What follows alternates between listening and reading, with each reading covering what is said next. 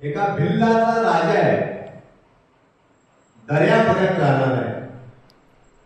त्या राजाचा एकुलता एक मुलगा आणि त्याचं नाव एकलव्य आहे.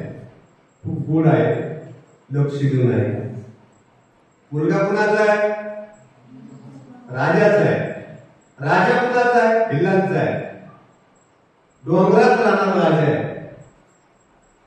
त्या मुलाकडे पाहून त्या राजाला कधी कधी विक्षिप्त आणि विचित्र वाटायचं. नेहमी पोरं खेळत असायचं. काय खेळत आहे? एखादं पुराणी घ्यावी, लाकूड तोडावं, त्या लाकडाची कमान बांधवावी, त्याला दोरी बांधावा, पुन्हा एखादं वाळलेलं लाकूड घेऊन त्याला बांध करावा, नेम शिकावा. हेच हेच करते पुन्हा पुन्हा. एक दिवस जवळ बोलावून घेतलं, बेटा